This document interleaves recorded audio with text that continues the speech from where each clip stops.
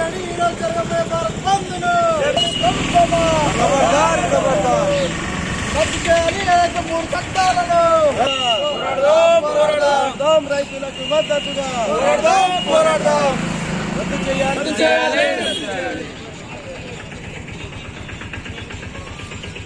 పోరాడదాం రైతులకు ఎంఎస్పీ ధర.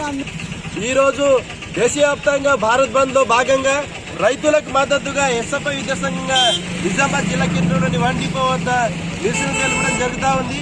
ఒకటే ఈరోజు కేంద్ర ప్రభుత్వం పూర్తిగా రైతులకు వ్యతిరేకమైనటువంటి 3 చట్టాలను తీసుకురావడం ఇది చాలా బాధాకరమైనటువంటి విషయం. దీంతో పాటు ఈరోజు నరేంద్ర మోడీ ఈరోజు ఢిల్లీ నడిబొట్టున ఉంటూ లక్షలలో వచ్చినటువంటి రైతులని ఏమాత్రం చూడకుండా వాళ్ళ సమస్యలను పట్టించుకోకుండా కేవలం ఆయన కార్యాలయానికి పరిమితమైనటువంటి పరిస్థితి ఉంది. కాబట్టి ఏదైతే ఈ రైతు వ్యతిరేక చట్టాలను రద్దు చేయాలి. నరేంద్ర మోడీ గారు ఒకే గుర్తించుకోవాలి.